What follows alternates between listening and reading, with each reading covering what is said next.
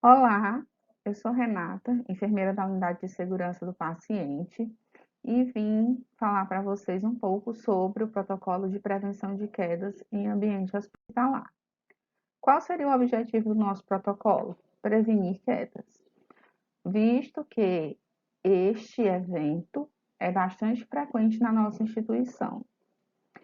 E o cuidado na prevenção de quedas, ele começa com uma avaliação do paciente para que seja visto o risco que cada um deles, né, venha a apresentar e estabelecer as medidas de controle que devam ser implementadas, compartilhar esse risco que ele possui para que os cuidados sejam multiprofissionais, ou seja, todas as pessoas que prestarem cuidados ao paciente vislumbrarem esse risco, e no caso de pacientes que possam se envolver no cuidado, proporcionar esse empoderamento de pacientes e cuidadores. Qual seria o conceito de queda? O deslocamento não intencional do corpo para um nível inferior à posição inicial por circunstâncias multifatoriais, que comprometem a estabilidade, resultando ou não em dano. Ou seja, o paciente não precisa ir ao chão para você considerar como queda. No caso, se foi não intencional e ele encontrasse no nível inferior ao que estava antes, nós já temos aí caracterizado o incidente queda.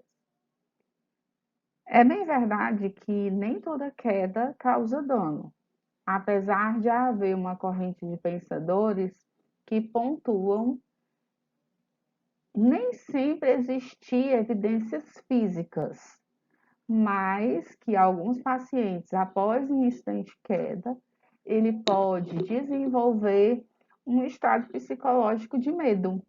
E daí, mesmo sem dano físico, o paciente ter um dano decorrente desse medo de cair novamente. Contudo, existem também as piores consequências que possam existir. As consequências mais simples são pequenas escoriações, dor local, mas podem ocorrer também fraturas, hematomas, sangramentos, óbitos e, às vezes, você ter sequelas, né, com as quais o paciente tem que conviver para o resto da vida. E as outras consequências, como eu já comentei em instantes anteriores, a questão da depressão e do medo de cair novamente, e as repercussões que possam existir relacionados a um aumento do tempo de permanência hospitalar, a dúvidas do paciente e seus familiares relacionados à qualidade da assistência. Também pode gerar uma certa ansiedade na equipe de saúde. Não é raro que a gente vê no cotidiano das unidades os comentários de que ouviu um barulho estranho e todos já foram desesperados procurando de onde vinha, pois acreditavam tratar-se de algum paciente ter caído. E a questão das repercussões legais que isso possa trazer, assim como também a perda da credibilidade na instituição. O nosso protocolo de prevenção de quedas, ele pontua 3 importantes tópicos. O primeiro, na admissão, em que o profissional faz a avaliação do risco de quedas, orienta o paciente, mostra para ele o termo de esclarecimento e ciência do risco de quedas. O paciente, então, recebe a orientação e assina que está ciente do risco que possui e do que deve fazer para minimizar as chances de ter uma queda. Essa avaliação, então, também compreende o nosso próximo tópico importante do protocolo, que compreende na sistematização diária, ou seja, o paciente ser avaliado diariamente e ser pontuado com a equipe de cuidados a respeito do risco, se houve mudanças ou não. E o terceiro importante ponto é, na ocorrência de quedas, existir uma avaliação médica, essa avaliação ser registrada em prontuário, porque ali seria o marco zero para manter o acompanhamento do paciente e verificar se ele apresenta algum declínio, alguma mudança, né, no estado clínico, e a notificação do vigióspito. Lembrando e enfatizando que a avaliação pós-queda ela deve ser registrada em prontuário, para que esse acompanhamento ele seja melhor implementado.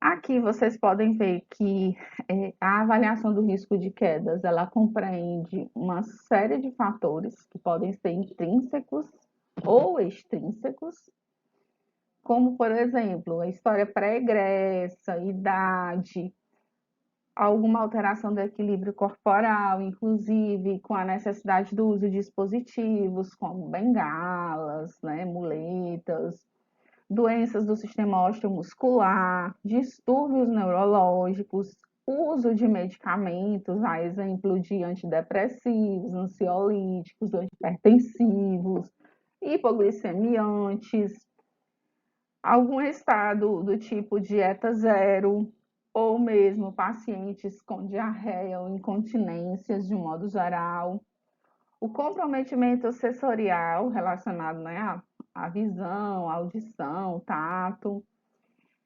pacientes emagrecidos ou com obesidade severa, assim como outras condições clínicas, uso de dispositivos como bombas, curativos em membros inferiores, pacientes que apresentam hipotensão postural, que estão com dor. Esses são tópicos importantes. Então, no momento da admissão, você vai fazer a avaliação do risco de quedas, você vai pontuar sim ou não, né, para essa avaliação. Posteriormente, vai o termo de esclarecimento e ciência do risco de quedas em ambiente hospitalar, que deve ser apresentado ao paciente, com a respectiva assinatura, tanto do paciente como de algum cuidador que possa estar com ele. Então, como é que você faz a avaliação? Você abre com seu login e senha, clique em enfermagem, controles do paciente, e você vai na lista dos pacientes que estão sob seu cuidado. Você vai clicar em registro de controles ou nessa figura, verifica se está fazendo o registro no paciente certo.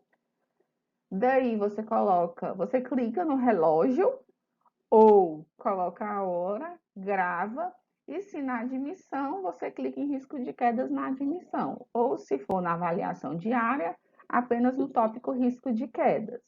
E para cada tópico da avaliação, para cada fator de risco, você clica em sim ou não. E depois, finalmente, salvar. Então, como vocês podem ver aqui, né? Aqui a gente já abriu, né, uma tela no AGHU, enfermagem, controles, lista de pacientes. Aqui está a lista. Ou você clica aqui, né? Ou você vê pelo nome do paciente. Posteriormente, clica ou no relógio para já sair a hora, ou coloca a hora aqui no prontuário e clica em gravar. Depois, se você for fazendo a admissão, risco de queda admissão, ou se for a avaliação diária, você vai no risco de quedas apenas. Esta é a tela que você procede ao registro do risco de quedas no sistema GHU. As telas risco de queda admissão e risco de queda, que é a preenchida na avaliação diária, são iguais. E você precisa, para cada tópico, selecionar ou a palavra sim ou a palavra não, indicando presença ou ausência do fator de risco. Aconselha-se que todos os tópicos sejam preenchidos, ou com sim ou com não, pois, caso algum fique em branco, há dúvida de que se aquele fator de risco foi avaliado realmente ou não. Então, não se pode marcar apenas os fatores de risco que você coloca que foram identificados. E sim, cada um dos tópicos você deve sinalizar sua presença, sim ou sua ausência. No caso, não. Aqui, como vocês podem ver, é como a avaliação fica no final, depois de salva. Os fatores de risco são visualizados e para cada tópico foi sinalizado, foi identificado, foi marcado a presença ou a ausência do fator de risco. Sua avaliação. Daí, você vai classificar o paciente como baixo risco ou alto risco. Quem é o baixo risco? É o paciente acamado, restrito no leito, completamente dependente, ou aquele indivíduo que é independente, mas que você não marcou nenhum dos fatores de risco. Fora isso, todos os outros são alto risco de queda. Para você ver se o paciente já foi avaliado naquele dia, né? Você segue aquela mesma tela de controles, pode colocar o número do prontuário ou leito e pesquisa. Daí você vai verificar, né, se já tem a avaliação feita, como você pode ver aqui, tá certo? E tem, ó, medicamentos, plaquetopenia, a pessoa pontuou aqui e depois colocou o paciente se era alto risco ou não, sim ou não, no caso. Das medidas preventivas gerais, a gente tem os pisos antiderrapantes, o mobiliário e iluminação adequados, os corredores livres de obstáculos para os pacientes que, né, para as unidades onde você tem circulação de pessoas, que os pacientes conseguem se mobilizar, e a movimentação segura de pacientes é um tópico extremamente importante, principalmente nas unidades de tratamento intensiva e nas salas de recuperação, por exemplo, para que na mudança, né, do paciente para a maca, cama hospitalar, enfim, no transporte, não haja o incidente.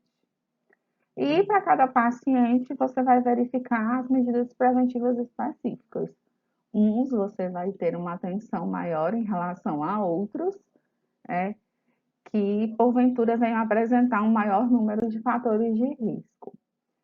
E como já pontuado, na ocorrência de quedas, é importante que você registre o evento no sistema Vigiosp, registre no prontuário com o maior, né, de forma mais fiel possível em relação ao que aconteceu no incidente, né, com um bom número de detalhes, é super importante para que a gente possa manter esse acompanhamento do paciente. Aqui vocês podem visualizar o folder que foi desenvolvido pela unidade para seguir como guia de orientação aos pacientes. Todos esses tópicos, eles também já estão contemplados dentro do termo de esclarecimento e ciência do risco de quedas. Este é o folder que também foi desenvolvido para prestar orientações a mães de crianças que venham a ser internadas na nossa instituição, pois essa faixa etária é uma faixa que realmente a gente tem um número maior de quedas. Após identificação de um incidente de quedas no Vigiosp, nós prosseguimos a investigação do incidente, verificando todos os fatores que contribuíram ou todas as situações que puderam ser contornadas pela equipe e procedemos a essa notificação, fazemos a investigação para finalmente, ao verificar a conclusão, emitir o parecer classificando o dano que o paciente, infelizmente, teve após a queda. E este vocês podem observar aqui nessa tabela, que esta é a classificação que seguimos para definir, ao final da investigação, qual foi o tipo de dano apresentado pelo paciente. Mensalmente, nós coletamos todos os dados referentes às notificações feitas e estimamos, através de indicadores, né, o número de quedas com dano, o número de quedas sem dano, assim como o índice de quedas. E a gente enfatiza que todas as notificações realmente devam ser notificadas para a gente identificar as oportunidades de melhoria e estas sejam trabalhadas no nível institucional. São pontos importantes. O que é boa prática relacionada à prevenção de quedas? Documentar a conduta médica após a avaliação do paciente, realizar a notificação para a melhoria das práticas, processos e ambiência, orientar o paciente cuidador a respeito da rotina, o tratamento e possíveis intercorrências, e verificar se o termo de esclarecimento e ciência do risco de quedas foi preenchido. Em unidades como UTI, SR, não há possibilidade de haver preenchimento do termo, visto que os pacientes, em grande maioria, estão sedados, enfim. Esse termo, ele deve ser feito de rotina em unidades de internação e procurando envolver também os acompanhantes no processo. O que não é uma boa prática? Achar que foi uma queda leve e não acionar o médico assistente, no caso, o plantonista. Não realizar a notificação pensando na cultura da culpa. Culpar o paciente, o cuidador a respeito do incidente. E não preencher os itens essenciais do protocolo de prevenção de queda. Uma vez que todo sim e não de cada um dos fatores de risco é importante para fins de monitoramento. E aí eu finalizo a apresentação para vocês falando sobre a notificação no Vigiosp. Acredito que todos vocês já têm uma boa noção de como devemos fazer a notificação. Você clica em HUWC intranet, assim como também pode ser no Vigiosp do HUWC. Você vai abrir essa tela em que você já pode ir direto no Notifique Aqui, ou caso você ainda não tenha familiaridade com o sistema, pode ver um vídeo que você tem aqui onde está Conheça o Vigiosp. Ele abre um vídeo para que você conheça o que é possível notificar. No passo a passo, nós temos um POP explicando, né, um procedimento operacional padrão explicando como notificar, e para aqueles que já estão acostumados, já são familiarizados, vai direto no Notifique Aqui. Clica, então, no incidente queda, cria a notificação, todos os tópicos que estão em vermelho é essencial que haja uma resposta, mas a gente sempre enfatiza a necessidade de colocar todos, né, preencher o máximo de itens possível. E é muito importante que se coloque a conduta que foi implementada. Gostaríamos aqui de enfatizar com vocês a importância do notificador se identificar, né? Claro que isso é opcional, não é obrigatório que você informe seus dados, Mas caso haja alguma necessidade de esclarecimento, se houver seu nome e e-mail, nós teríamos uma possibilidade maior de verificar o ocorrido. E para aqueles que ainda não conhecem o protocolo, na intranet do hospital você vai em protocolos clínicos e diretrizes, e lá em unidade de segurança do paciente, você vai encontrar o protocolo de prevenção de quedas. Esse aqui é o nosso protocolo, ele já está atualizado. Em fluxos e procedimentos operais padrão, você pode encontrar no tópico da unidade de segurança do paciente a cartilha de prevenção de quedas, que é essa daqui, foi lançada em 2021, e ela fala de um modo mais fácil, claro e objetivo a respeito do nosso protocolo, então vale a pena. Eis as referências, e nós, da unidade de segurança do paciente, nos colocamos à disposição para qualquer dúvida ou questionamento.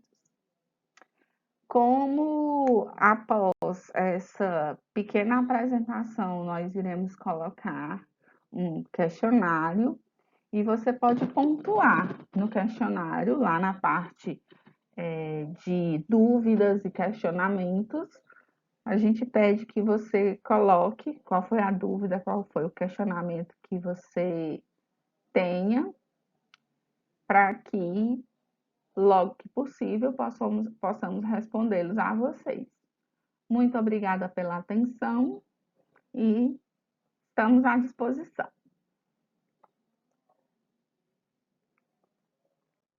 Quero finalizar aqui mostrando para vocês, né, o nosso e-mail, o nosso ramal, caso queiram entrar em contato conosco. E finalizo a apresentação falando que o preço da segurança é o desconforto constante. Desconforto em que sentido? Que nós precisamos sempre estar atentos e avaliar o risco que está posto nos serviços de saúde que estamos inseridos.